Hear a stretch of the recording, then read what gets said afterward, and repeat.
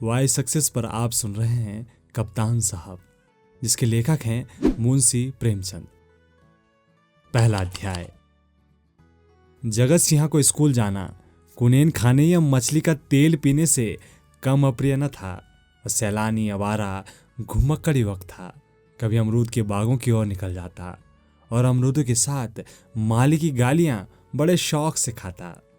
कभी नदियों की सैर करता, मल्लाहों की छोटी सी नाव में बैठकर उस पार के गांव में निकल जाता। गालियां खाने में उसे मजा आता था। गालियां खाने का कोई अवसर वो हाथ से न जाने देता। सवार के घोड़े के पीछे ताली बजाना, इक्कों को पीछे से पकड़कर अपनी ओर खींचना, बूढ़ों की चाल की नकल करना उसके मनोरंजन के विषय थे। हाँ, आलसी काम तो नहीं करता, पर दुर्व्यसनों का दास होता है और दुर्व्यसन धन के बिना पूरे नहीं होते। जगत सिंह को जब अवसर मिलता घर से रुपये उड़ा ले जाता। नगद न मिले तो बर्तन और कपड़े उठा ले जाने में भी उसे संकोच न होता था। घर में शीशियां, बोतलें थी, वह सब उसने एक एक करके गुदड़ी बाजार पहुंचा दी।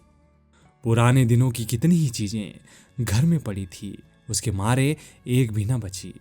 इस कला में ऐसा दक्ष और निपुण था कि उसकी चतुराई और पटुता पर आश्चर्य होता था। एक बार बाहर ही बाहर केवल कर्निशों के सहारे अपनी 2 मंजिला मकान की छत पर चढ़ गया और ऊपर से ही पीतल की एक बड़ी थाली लेकर उतर आया। इस पूरी घटना की घर वालों को आहट तक न मिली। उसके पिता ठाकुर भगत सिंह अपने कस्बे के डाकखाने के मुंशी थे। अफसरों ने उन्हें शहर का डाकखाना बड़ी दौड़ धूप करने पर दिया था, किंतु भगत सिंह जिन्हें रातों से यहाँ आए थे उनमें से एक भी पूरा न हुआ। उल्टी हानि यह हुई कि गांव में जो भाजी, साग, उपले धन फ्री मिल जाते थे वे सब बंद हो गए। यहाँ पुरानी जान पहचान भी न थी कि किसी को दबा सकते न सता सकते थे। इस बुरी स्थिति में जगत सिंह की शैतानियां बहुत चुप थी। उन्होंने कितनी ही बार उसे बड़ी निर्दयता से पीटा। जगत सिंह का भीमकाय शरीर होने पर भी वो चुप रहकर मार खा लिया करता था। अगर वो अपने पिता के हाथ पकड़ लेता तो वे हिल भी ना सकते, पर जगत सिंह इतना सीना जोर न था। हाँ, मारपीट, घुड़की, धमकी किसी का भी उस पर असर न होता था। जगत सिंह जो ही घर में कदम रखता चारों ओर से कांव कांव मच जाती।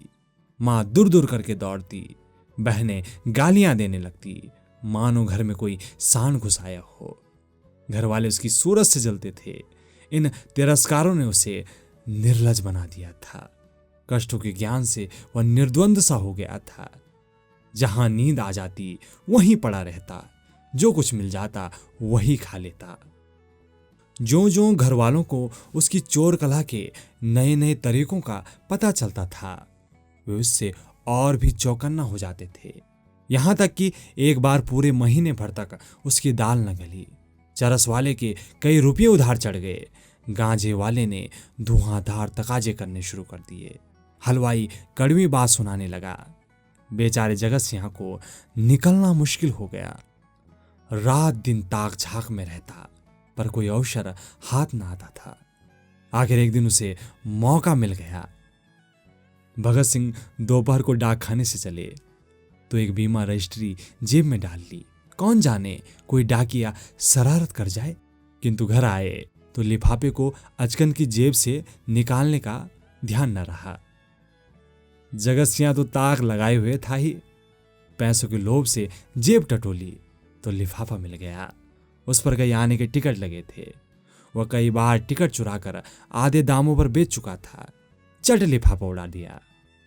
यदि उसे मालूम होता कि उसमें नोट है तो कदाचित वह न छूता, लेकिन जब उसने लिफाफा फाड़ डाला और उसमें नोट निकल गए तो बड़े संकट में पड़ गया। वह फटा हुआ लिफाफा गला फाड़कर उसकी गलतियों को धिक्कारने लगा। उसकी दशा उसे शिकारी सी हो गई जो चिड़ियों का शिकार करने जाए और अनजाने में किसी आदमी पर निशाना मार दे। उसके मन में पश्चाताप था, लज्जा थी, दुख था, पर उसमें भूल कर भी दंड सहने की शक्ति न थी।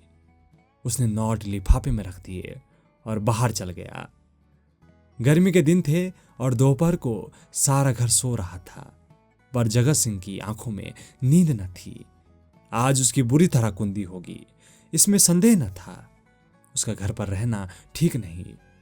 10-5 दिन के लिए उसे कहीं खिसक जाना चाहिए, तब तक लोगों का गुस्सा शांत हो जाता। लेकिन कहीं दूर गए बिना काम न चलेगा। बस्ती में वो कुछ दिन तक छिपकर नहीं रह सकता। कोई न कोई जरूर उसका पता बता देगा और वो पकड़ लिया जाएगा। दूर जाने के लिए कुछ खर्च तो पास होना ही चाहिए। क्यों न वह लिफाफे में से एक नोट निकाल ले। यह तो मालूम हो ही जाएगा कि उसी ने लिफाफा फाड़ा है। फिर एक नोट निकाल लेने में क्या हानि है। दादा के पास रुपये तो है ही, जग मार के दे देंगे। ये सोचकर उसने 10 रुपये का एक नोट उड़ा लिया। मगर उसी वक्त उसके मन में एक नई कल्पना का बीजारोपण हुआ। अगर ये सब रुपये लेकर किसी दूसरे शहर में कोई दुकान खोल ले तो बड़ा मजा हो। फिर एक एक पैसे के लिए उसे क्यों किसी की चोरी करनी पड़े। उस दिनों में वो बहुत सा रुपया जमा करके घर आएगा तो लोग कितने चकित हो जाएंगे। उसने लिफाफे को फिर निकाला। उसमें कुल 200 रुपये के नोट थे। 200 में दूध की दुकान खूब चल सकती है। आखिर मुरारी की दुकान में 2-4 कढ़ाई और 2-4 पित्तल के थालों के सिवा और क्या है। लेकिन कितने ठाठ से रहता है, रुपयों की चरस उड़ा देता है और एक एक दाव पर 10-10 रुपये रख देता है। फायदा ना होता तो वह ठाठ कहां से निभाता। इस आनंद कल्पना में वह इतना मग्न हुआ कि उसका मन उसके काबू से बाहर हो गया। जैसा प्रवाह में किसी के पांव उखड़ जाए और वो लहरों में बह जाए। उसी दिन शाम को बंबई चल दिया। दूसरे दिन मुंशी भगत सिंह पर हेरा फेरी का मुकदमा दायर हो गया।